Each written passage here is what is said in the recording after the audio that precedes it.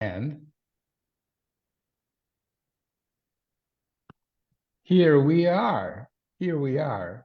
Another program for the New Books Network. And I'm Mel Rosenberg, the host of the Children's Literature Channel of the NBN.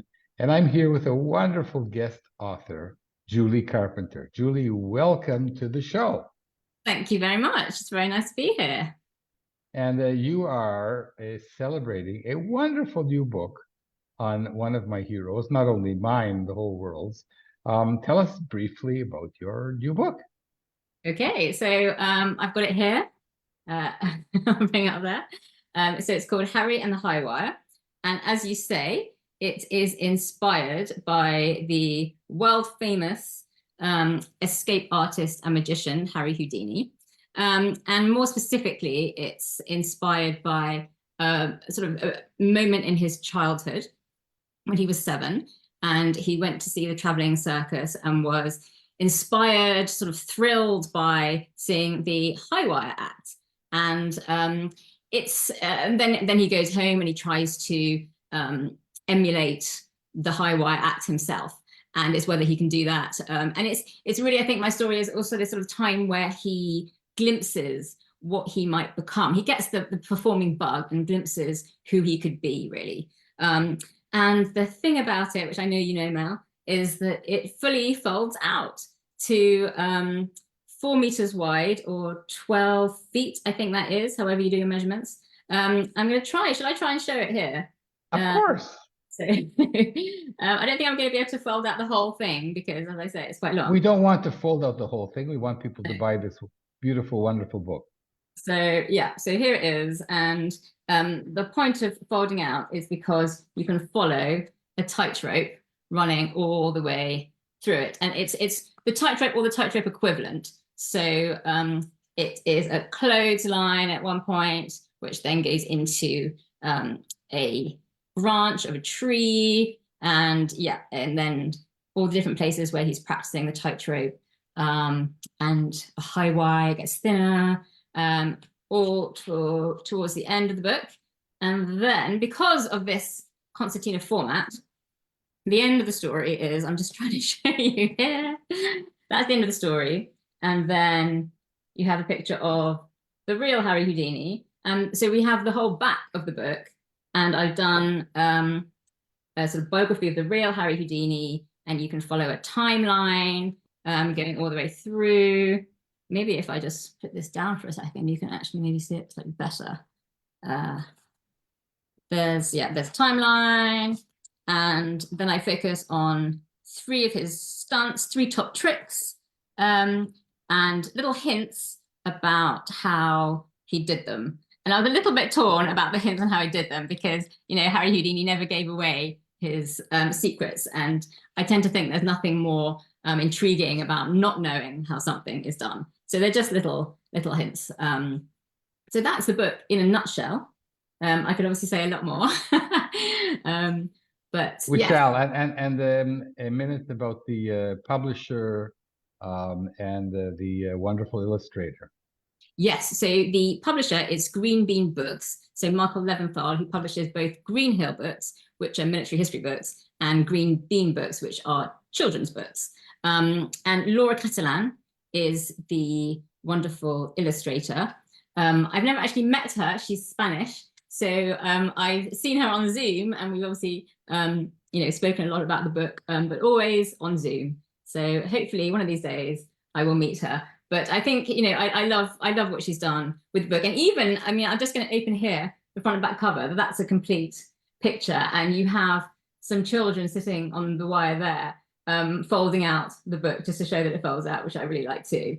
And there's so many little touches that she's done, which I really liked. I mean, one thing, because I was actually asked to do some...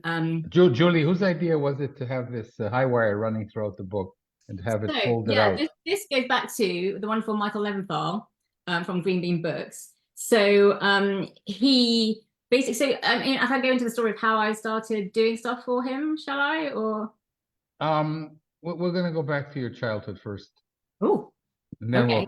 we'll connect back. Well, yeah. So we had the concept for it, and then I was sort of writing around the concept for the book. And I did a lot of reading into Houdini to sort of get a narrative, because obviously I didn't want it to be just about tightrope walking. It's certainly not a manual about how to tightrope walk.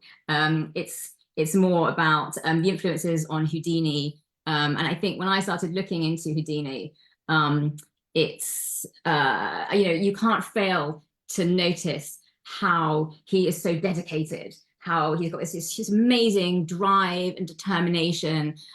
So that sort of informed the book as well. That's really the drive about how, I wanted to sort of I wanted to try and do two things with the book. And the first thing was obviously to give a taste of the real Houdini, get sort of the essence of Houdini into it. And I try and mirror a few things which happened to his career, because he wasn't an overnight success. Exactly. Yeah, absolutely. And he did almost give up just at the point when he was about to get his big break. So I have a little sort of place in here where Harry in my story is about to give up, but then doesn't, because he thinks about what he could become in the future, and it sort of spurs him on. So and the other thing about Houdini is that I think he desperately wanted to do amazing, wonderful things. So that's like the first line in my book about, how he was an ordinary boy who longed to do extraordinary things. But also I wanted it to be, you could appreciate the story just as a child who is, sort of realizing what they want to do and their potential and how they go about achieving it and not giving up. And hopefully to have it as an inspiring tale. But yes, we had, Michael and I had some brainstorming sessions right at the beginning. So we had the concept of the fold out. And actually Houdini wasn't the only name that we were thinking about, because it all came down to the type of project that I was going to try and do for him, and that it would probably be biography, as opposed to well, I think we one of the things that you mentioned to me actually before we came on air is that the books that Michael publishes, they are books for everyone, but they have some Jewish content, and I am not Jewish. So it made more sense for me to do something for him, which was more like a biography, as opposed to, say, a book on Passover or something like that, or something which you need to have the Jewish experience for. So that would fit things better. But yes, I don't know, I'm just rambling on. No, I ramble away. So we'll come back to this. And just in one sentence, Julie, Houdini's name was not Houdini. When he was 7, his name was Eric Weiss. Yeah. And you call him throughout Harry, the young Harry. Is this a marketing decision? Is it, what kind of like if the book was about the adult Houdini, but it's about a boy? Yeah. So you got ahead of yourself here. A sentence on this. So I think really because he is known to everybody as Harry Houdini, so I think we just made that choice really, that we would call him Harry all the way through. Yeah, we could have called him Eric, but yeah, we just went with Harry. Yeah. Okay, that's fair enough. And I think in the back, I tried to explain a lot about the real Harry Houdini, and talk there about how, his real name was Eric Weiss, and go through his sort of history about how he was from a big Jewish family. He was, I think, 4th of 7 children, and give a lot of detail. I mean, I think there's actually more written on the back than there is on the front, funnily enough. But yes, I tried to explain it all there. And very cleverly, you've taken a slice of life from his early youth, because I haven't seen that many picture books on Houdini. So I guess people haven't had this idea of going back to when he was a young child. So bravo. Sorry. No, I was going to say, I was initially a bit skeptical as to whether this would work with Houdini, because exactly that, this is something that he's not known for. And so when we were thinking about this as a concept, I was sort of Googling other people as well and seeing if there was something that fitted it better. Then of course you realize, no, it's perfect, because he's not known for this. So actually, I could tell that story, and it's a great opportunity, and as well because I don't know whether to call him Harry or Eric now, because he was 7 call him Harry at the time. Then it appeals to kids, because he's the age that this is in the 4 to 8 year sort of age category. Although I think, you know, who doesn't love a picture book, really? I think it could appeal to all ages, but particularly kids. They, you know, they like reading about other kids, I think. So no, I came around to thinking, yeah, it's perfect that it's Houdini. Yeah, no, I think you did very well. So let's go back to Julie Houdini. Okay. People usually write about things that are close to them. Did you walk tightropes as a young British girl? No, I wouldn't say tightropes. No. So funnily enough, when I wrote this, so we came up with the idea before, just before lockdown, and then lockdown happened. And I live very near a huge heath in London, and I went out on the heath a lot with my kids, and we did a lot. I mean, there was particularly some branches that we would every time. I mean, it was the only place that we could go. You know, you couldn't really go that many places. And so we did a lot of balancing on branches, which is partly why there is a branch in here. Oh, I opened it at exactly the right page that Harry is, yeah, is balancing on.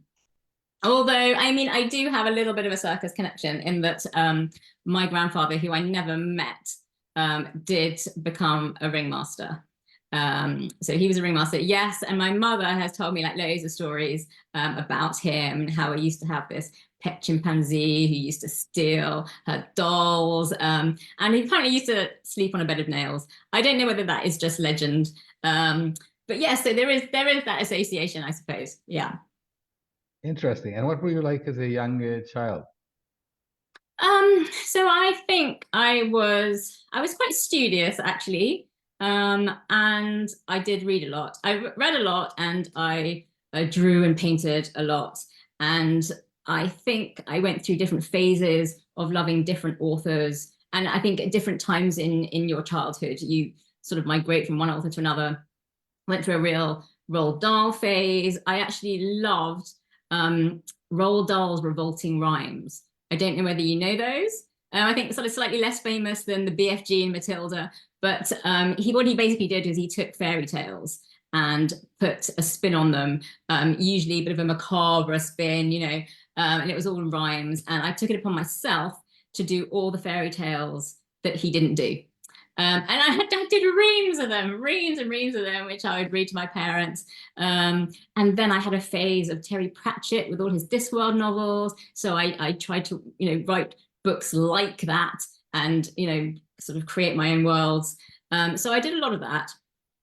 But yes, I guess I was quite studious.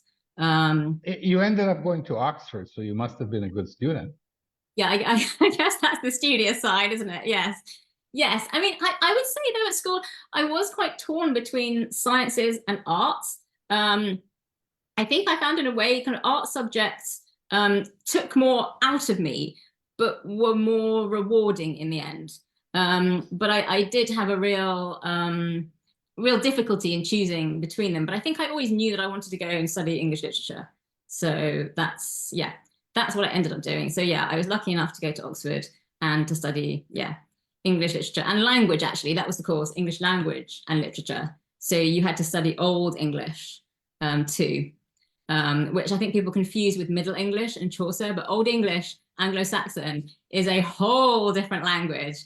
It declines like Latin, and so we were reading things like Beowulf in the original Anglo-Saxon, which I don't think was my favorite part of my degree, if I'm honest. But yes, I spent 3 years doing that. And I worked on a student paper when I was there as well. But I think when I finished that, when I got my degree, I slightly panicked and was thinking, what next? Because I'd been concentrating on my degree. And I think because then I worked for a student paper, I ended up contacting all the sort of national papers in London, sending in lots of examples of my work and my CV, and most of them, well, some of them replied saying, have you heard of our graduate training scheme? It's all full for this year, but you could apply for next year. So then I randomly started ringing up papers and saying, have you got the stuff that I sent in? And one of them said, I knew there was this connection. You're a very determined female version of Harry Houdini. Oh, You wow. you don't give up, do you? I So don't know, I go to that extent. you I think that was driven by fear. I think I needed to support myself. And I think that, yes, I well, think I was worried about doing. so did Houdini. Yes, yes. I mean, yeah, absolutely. I mean, he had you know, a very deprived background, certainly through a particular period. Yes, no, I So Julie Houdini phoned all the newspapers. yeah, and And one of them, say, I think someone said, "Oh no, we haven't, you know, we haven't received it. Do you want to send it again?" And I think I said, "Well, I could just come. Why don't I just come tomorrow?" So I came. I turned up with my CV and some examples, and then I never really left that newspaper. Um, so they put me on a graduate training scheme, and I did that for 2 years, which was you basically learn on the job. You spend 3 months in different departments, news and sport and features. And then at the end of that, they offered me a job on what we call the social diary and what most people think of as being the gossip column. Which I have to say was not somewhere where I thought I from would. Beowulf and Old English Yeah. and Oxford to the gossip column. Yeah. Yeah, exactly. I didn't. What did your family say? Oh, my family were just very encouraging, actually. You know, they just left me to it. They just wanted me to do what I wanted to do, really. And yeah, I think I remember them saying that, you know, we will help and support you through school, but then then you're on your own. Then So you're walking the tightrope yourself. yeah, I like these illusions that you're coming up with. So you started in gossip, and Yes. Yeah, and you who know, did you gossip with, Julie? You gossiped with famous people. oh yeah, so it was all about so the column that I was on, and it went through various incarnations. There was sort of political media one and a showbiz one, and it did change at the time that I was there. But it was mainly about going to openings, events, and first nights, and yes, meeting all these famous people and talking to them. Which obviously I look back on now and it feels very surreal. This world that I entered. But it was amazing. And you know, I was in my sort of early 20s when I started, and I stayed there for a good part of my 20s because it was such an opportunity. And it was amazing the amount of people who I met and spoke to, and just the events that I attended as well was amazing. One of And these premieres. I mean, it was a real diverse amount of things that you went to. you interviewed you interviewed stars from television, British prime ministers. My But goodness. there is more meeting people at parties in the diary, so it was less formal than that. Sure. And some of them for things like premieres, you were there with your little dictaphone. But otherwise, it was just chats, and then we'd run off to the loo and write everything down, which was like having already obviously said who we were. So it was a bit like that. It's funny though because a lot of people who I met, my kids, it doesn't resonate with my kids at all. But I think the person who they are most excited about the fact that I met was Buzz Aldrin, so second man on the moon. And for them, they think, oh wow, an astronaut. That for them is the one that they always sort of come back to. Maybe Buzz should be your second picture book. Well, there we go. Yeah. It's a good idea. I don't know if Michael will publish it. He might publish I know. it with his history title. Ah, yeah. Well, who knows? It's not military. Not military. I'll speak to him on your behalf. Yeah, I do. Wonderful. So you worked as a journalist for the best. No, I won't say the best. Let's say the most famous newspapers in England. Well, yeah, I mean, I stayed at the same. So after I sort of got to the end of my 20s, I was going to leave that paper. Yes, that national paper, a daily paper. But they then offered me a job as a feature writer and theatre critic. So, which was something that I at the time I really wanted to get more into, something slightly meatier, more writing, and I covered a lot of theatre first nights when I was on the gossip column, and I really loved doing that. And you'd think we'd all be fighting over going to those events, but actually they were quite late nights because you'd go to the theatre first night and then they'd have the party afterwards. So you didn't leave until, you know, quite late. And so I managed to seem to go to most of those. And I loved I wanted some sort of continuity there. So they were looking for another theatre critic at the time. So myself and a colleague, we split most of the West End openings, as well as both being feature writers. So yeah, I ended up doing that for a good many years after that. And I'm a fan of the West End in London, as you know. Yeah. What are your favorites of the old ones that I love? Well, do you know what's funny is I took my children, I have a son and daughter, and I took them to Matilda the other day, which was for my daughter's birthday. And they still had a quote from my old review from when it opened, however many years ago, outside the door. So that was really lovely to go back and see that. So yeah, I think I've given it 5 stars. You know, it's fantastic. It's, you know, a fantastic production. So my kids like that as well. I remember going to the first night of Warhorse, and I actually sat next to Michael Morpurgo in the audience whilst I was reviewing it. So there's lots of events like that. We used to get some really good names going to the West End, as you still do now. So I feel I've seen some amazing productions. Actually, yes, feel very lucky to do that. And it was always, you know, a little bit stressful. They always put you on the end of the aisle when you're a critic, so that you can rush out to file your review, because you don't get long. If you're writing for the next day's paper, they have deadlines for when you've obviously got to file. So you do not have long at all to write your review. So that used to stress me out a bit, because you just didn't, you know, sometimes I feel like it would have been really nice to have slept on it and, you know, be able to slightly tweak my review the next morning. Julie, were you thrust into theatre, or the job opened?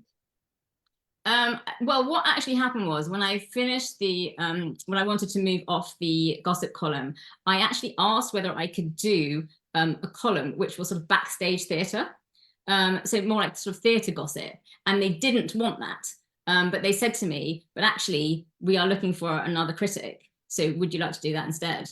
And I felt, yeah, very fortunate to be asked to do that.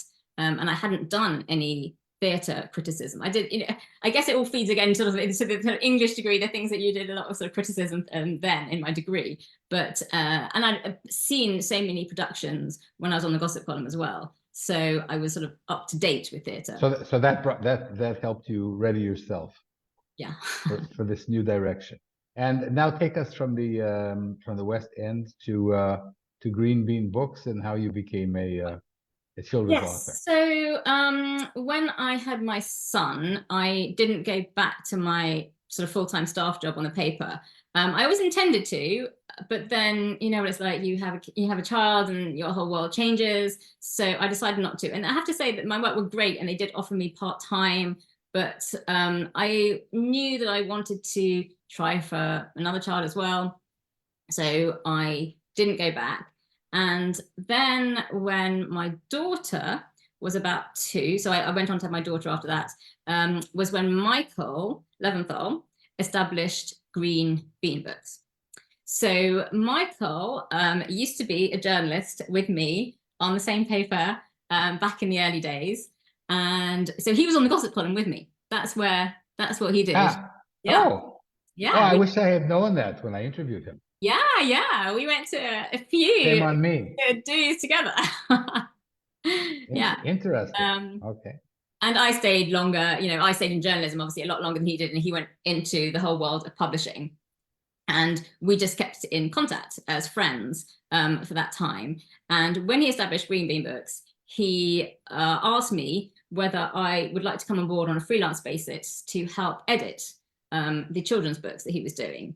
And it came at a great time for me, because I was then looking to do some more work, and just to get back into some work. And of course, having 2 young kids, I've been totally re-immersed in the wonderful world of children's literature, and revisiting lots of old stories. And it's sort of almost like you go back to your childhood a little bit, don't you? Rereading all those stories, and then reading all the new books that were coming out. And getting a feel for what my kids really liked as well in children's literature. So that was great. I started editing some of those books for him, and then Michael did his own book which I'm sure you spoke to him about, the Chocolate King, and I helped him on the editing side with that as well. And Michael then kept saying to me afterwards, you've got to do your book. When are you going to write your own book? And it's something I really wanted to do. And that comes back to then thinking about what might work for Michael, what might work for Green Bean Books.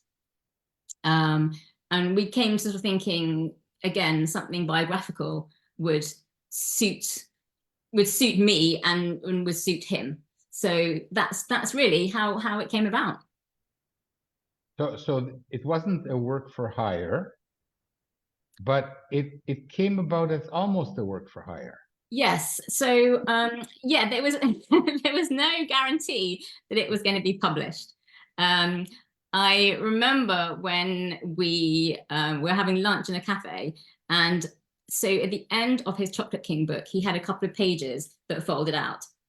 And I remember him saying to me, I really want to do a fully fold out book.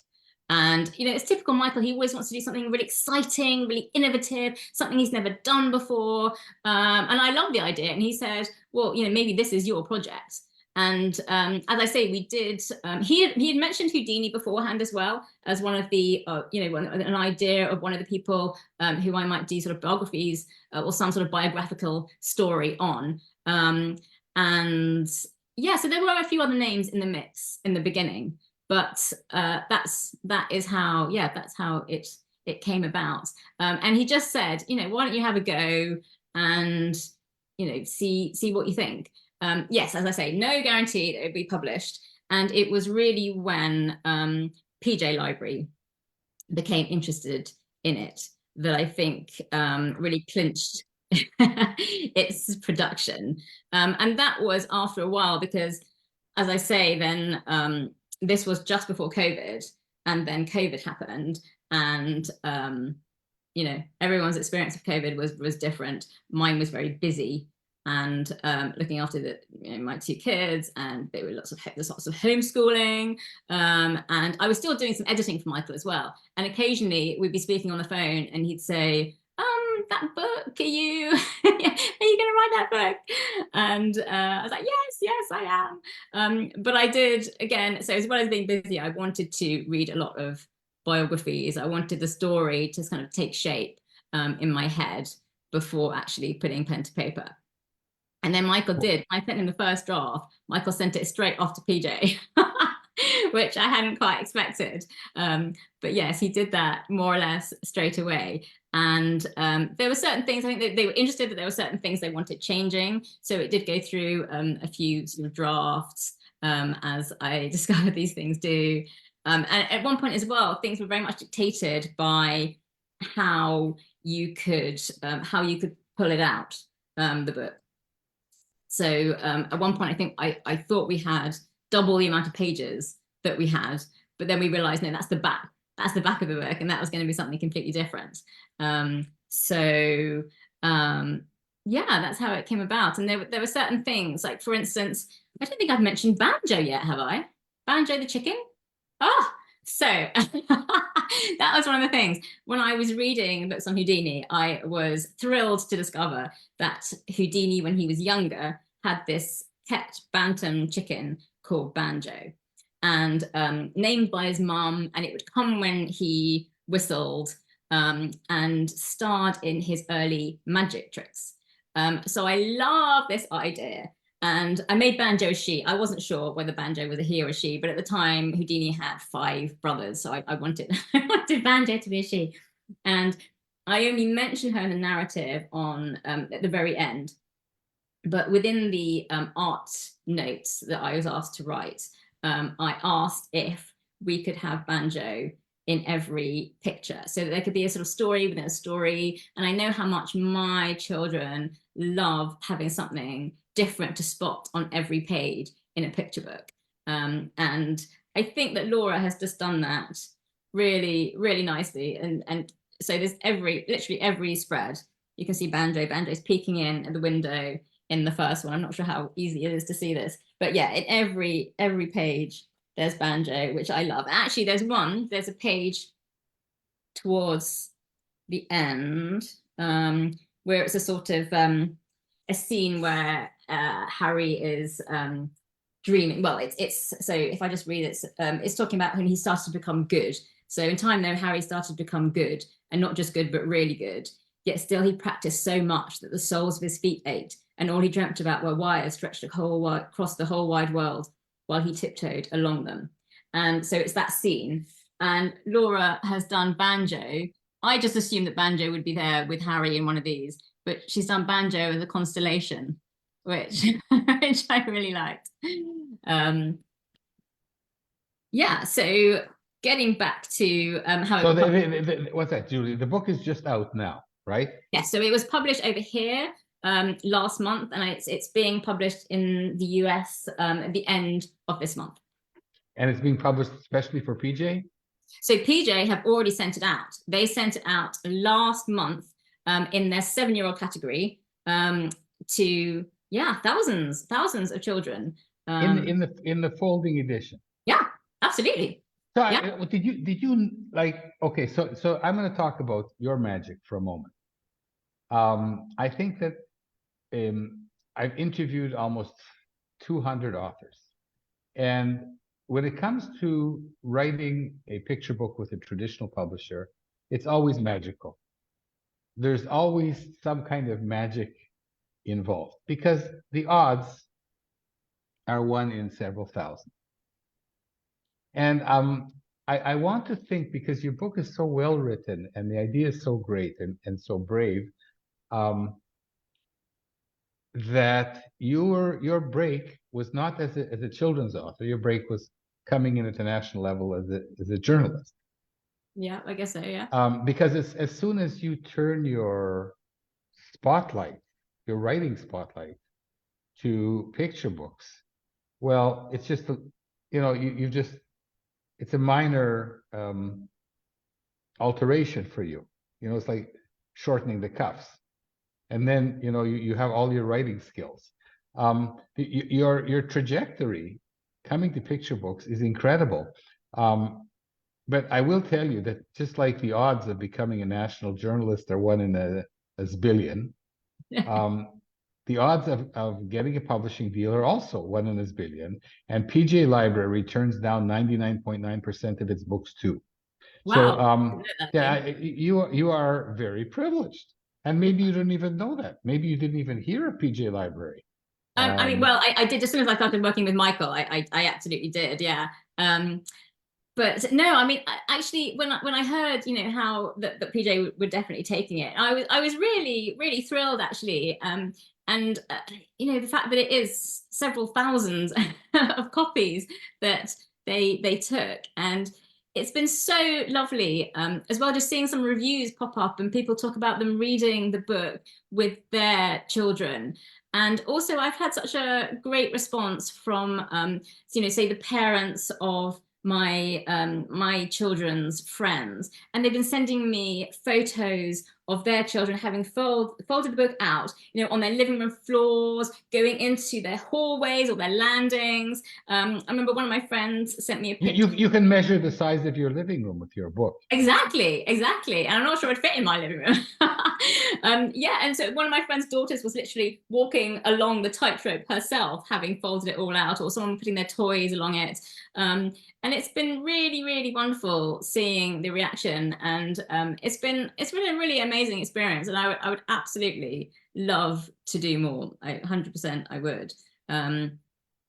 But no, I do feel very lucky for having the book published. And it's funny because there are obviously, you use your writing skills in sort of different ways, and even though something like the gossip column feels very different, and for me as well, that feels like quite a long time in the past. But for then, you had to write in quite a succinct fashion because they're quite short stories.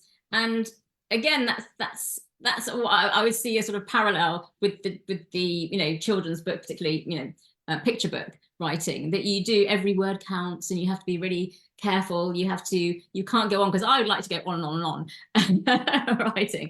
We all would. But here's the other thing.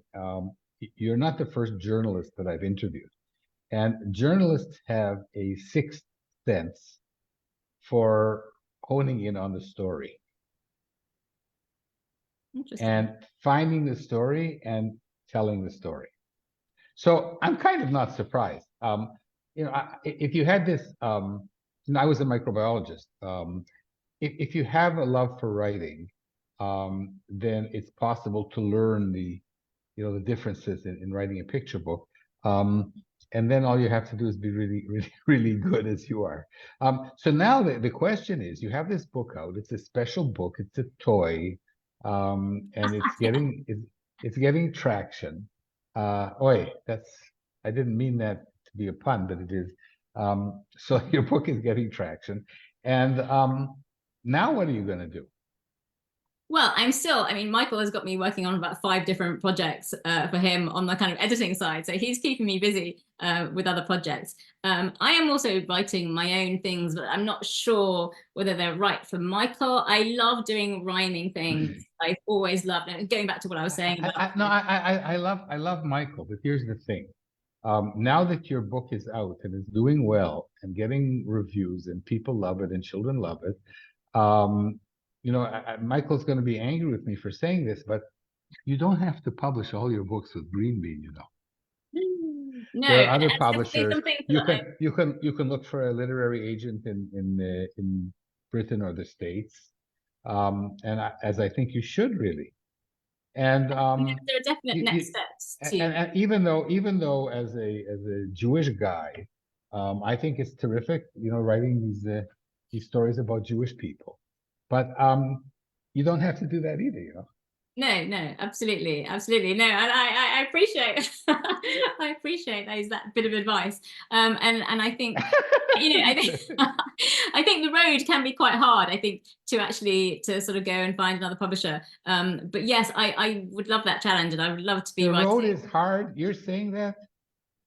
The Julie Carpenter who phoned the newspapers and just showed up? Come on. Come on. I absolutely want to do that, and I am, writing more things, and I'd love to. It's always hard, and you're always competing with hundreds of other authors, and nothing is easy. No, nothing works. You completely brought it back to the book, haven't you? Because that's the whole message that I wanted to tap into. Exactly, and you're telling me, oh, I'd like to write more, but it's hard. Come on.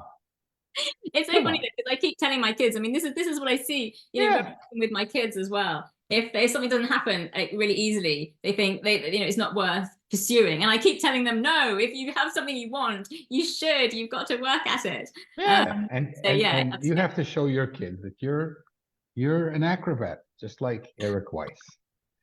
What is the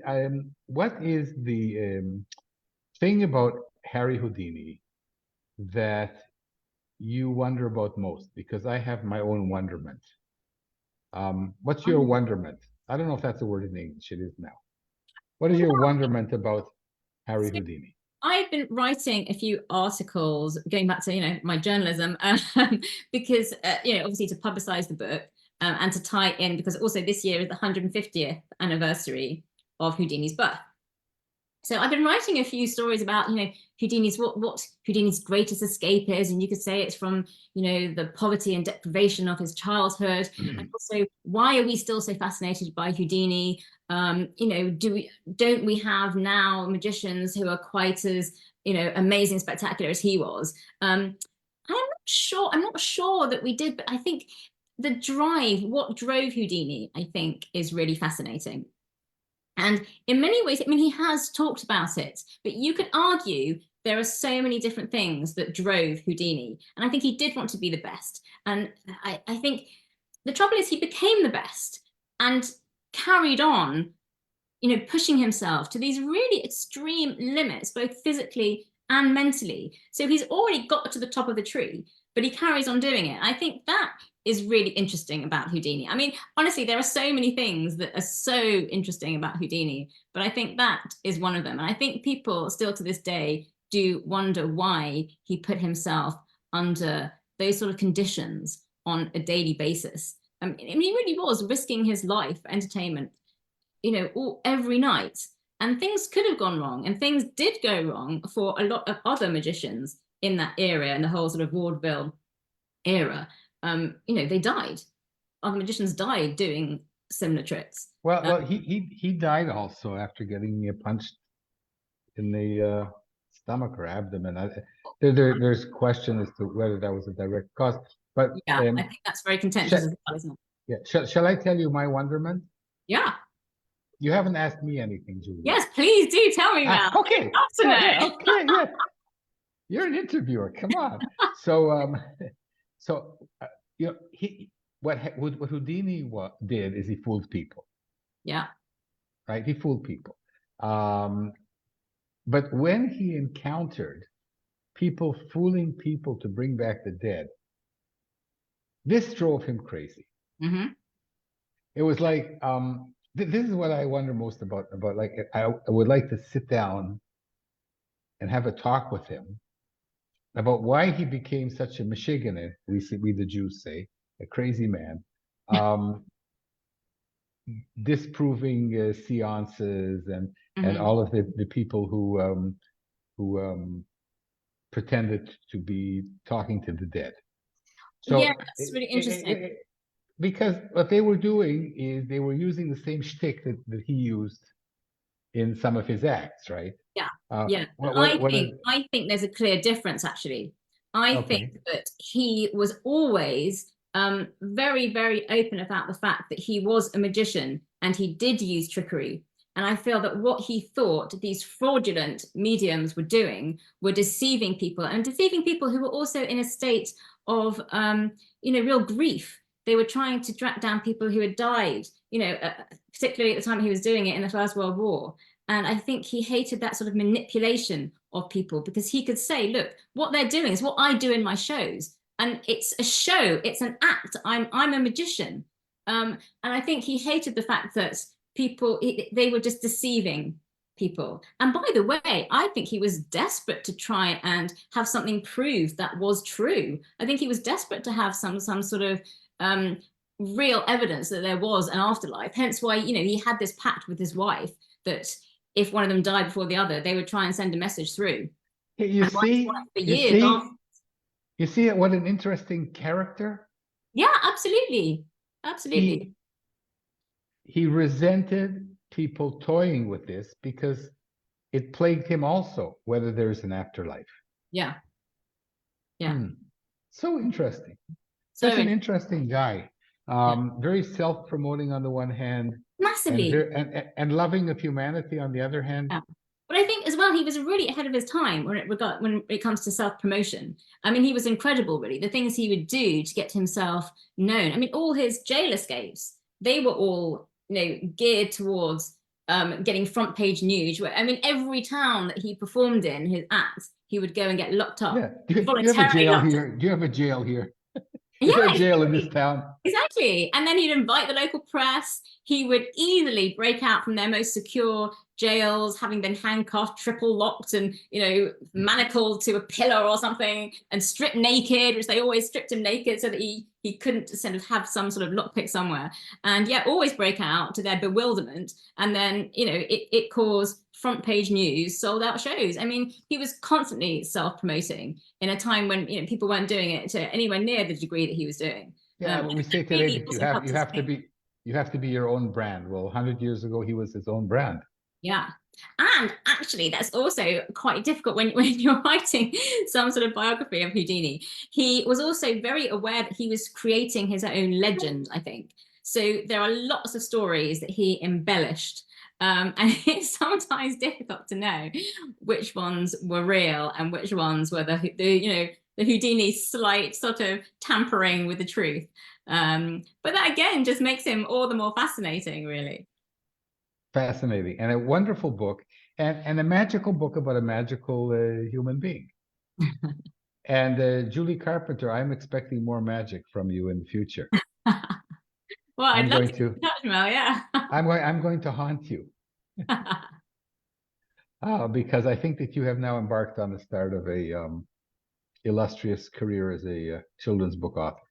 That's my feeling. Keep the fingers crossed for me. My feeling and prediction. Usually I ask authors to give advice to up-and-coming authors, but you've done everything in such a unique and different direction.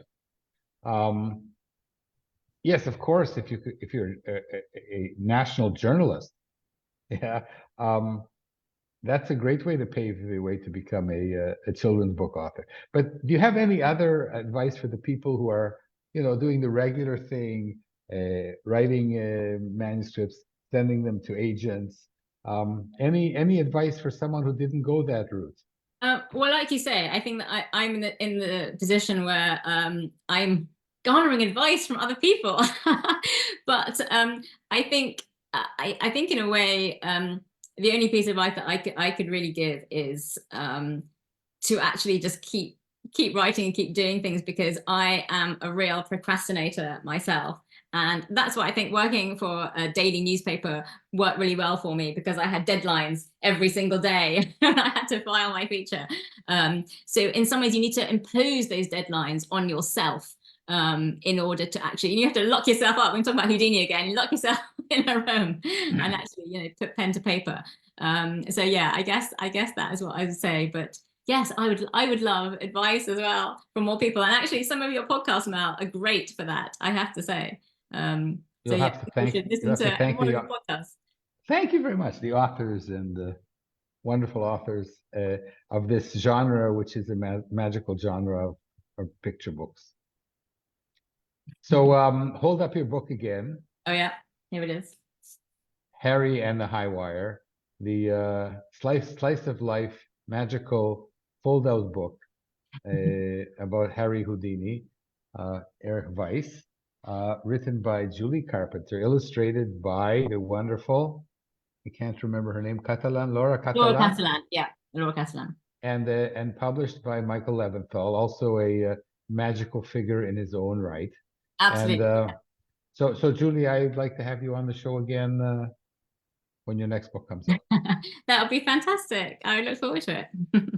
So thank you so much. I'm Mel Rosenberg, and I am, before I forget, the host of the Children's Literature channel of the New Books Network. And I've been having fun talking with Julie Carpenter, a national reporter, turned children's editor, turned magical author in her own right, of a wonderful book on one of my favorite magical heroes, Harry Houdini. Thanks so much, Julie. Thanks, Mel. I appreciate it. We'll be in touch. Bye. Bye.